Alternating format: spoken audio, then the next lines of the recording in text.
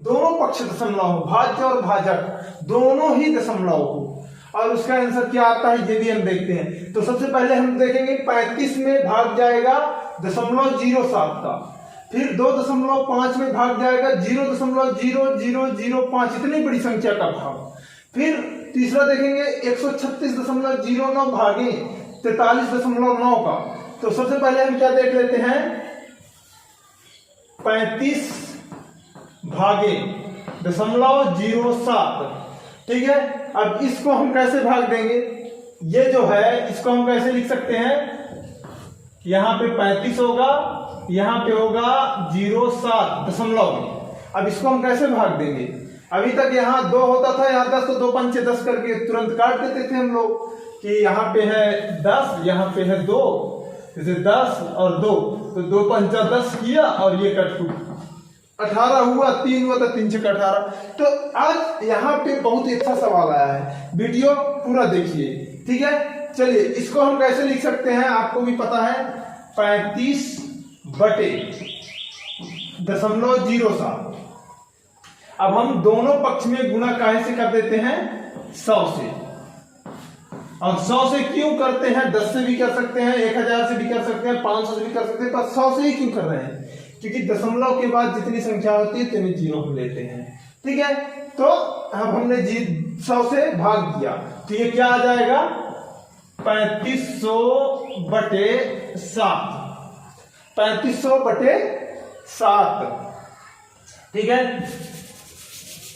अभी 3500 बटे 7 है, तो अब इसको हम काट लेते हैं, तो 7 पना 35, ये हो गया 500, ये हुआ 1, यानी इसका आंसर क्या आ गया, 500।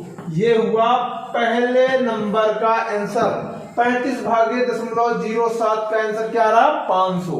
वो कैसे, ये हमने आपको पूरी बता दिया। चलिए दूसरा हम देख लेते हैं और अच्छे से समझ में आ जाएगा। अब इसमें 0.0005 यानी इतनी बड़ी संख्या है, तो सेम प्रोसेस जैसे पहले में हमने देखा कि 2.5 बटे 0.0005, हमने यही देखा ना कि बटे के रूप में लिख लेते हैं। और अब हम इसका गुणा किससे करेंगे, 1 2 3 4 अंक है, दशमलव जहां पे है वहां पे 1 कर दिया, बाकी जितने हैं तो 0 ले लेते हैं। 1 2 3 4 बटे, सेम वही गुणा हम इसके साथ भी करते हैं, दोनों पक्ष के साथ, क्योंकि बराबर रहेगा तभी इनका मान आएगा। तो इनका आंसर क्या आ जाता है अपने पास, 2.5 हुआ तो 25, 2 एकम 2, 5 दाहम 50, ठीक। और कितने जीरो हैं, 3.0, ये आ जाएगा इसका आंसर। 2.5 का गुणा हम 10 के साथ करेंगे तो आ जाएगा 25, और ये 3 शून्य, ये जीरो हम लगाएं या ना लगाएं कोई फर्क नहीं पड़ता, लेकिन दशमलव के बाद हम जीरो लगा देते हैं। बटे ये क्या हो जाएगा, 1 2 3 4 है, तो 4 जीरो के पहले 5 एकम 5 आ गया, ठीक है। अब हम इसको भाग दे देते हैं, तो 5 25 और ये 3 जीरो, यानी इसका जो आंसर आ रहा वो आ रहा है 5000, ठीक है। ये हुआ आंसर इसका दूसरे नंबर का। देखिए कितना आसान है, आप अगर वीडियो स्किप करके नहीं देखेंगे तो आपसे समझ में आ जाएगा। तो चलिए तीसरा भी देख लेते हैं, जिसमें दोनों पक्षी दशमलव में, एक छोटा है एक बड़ा है। अब दोनों में क्या डिफरेंस होगा, इसमें तो देखना था 136.09 बटे 43.9, इनका हम गुणा कर देते हैं 10 के साथ, ठीक है ना।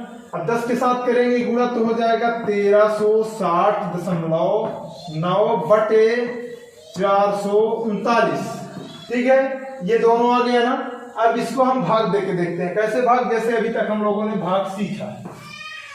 1360.9 बटे 439, 4 3 12 4 4 16, ठीक है। तो 4 3 12, 3 से गुणा करते हैं तो 4 3 9 3 27 की 7 हासिल 2, 3 3 9 2 11 हासिल 1, 4 3 12 1 13, 1317। 1360 में माइनस होगा तो 10 में गए 7 तो 3 आया, 5 में 1 गया 4 आया, और 3 में 3 0 0। 43 उत्तर आया 9। ये दशमलव कहाँ चला गया, यहाँ। 439 से कम 439, ये बट्टे में आ गया कुछ नहीं। तो हमारा आंसर क्या हो रहा, 3.1, यही होगा ये तीसरे वाले का आंसर।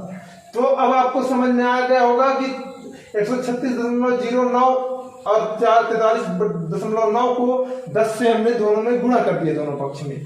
तो हो गया ये दशमलव उठकर यहाँ चला गया, ये दशमलव उठकर यहाँ आ गया, तो 1360.9/439 हुआ इसकी वैल्यू। अब इसको हमने भाग दे दिया, जैसे नॉर्मल भाग देते हैं, तो 439 से भाग किया तो 3.1 आंसर आ गया, वही आंसर इसका हुआ। तो कहने का मतलब कि दशमलव का भाग दोनों पक्ष में भी हो तो भी कठिन नहीं है, बस समझना जरूरी है। वीडियो बिना स्किप के देखना था, तो देख लिया आपने, आपसे बनने लगा। अब कमेंट में आप हमको जो बोलना है बता दीजिए कि अब किस टॉपिक पे हम वीडियो बनाएं। कल एक कमेंट आया था कि सर इस टॉपिक पे बनाइए आप वीडियो, ठीक है, तो हमने बना दिया। तो आपको अब समझ में आ गया होगा, तो चैनल को सब्सक्राइब कर लीजिएगा और वीडियो को लाइक कर लीजिएगा, ताकि इसी तरह की वीडियो हम आपको देते रहें। तो मिलते हैं अगले वीडियो में। जय हिंद।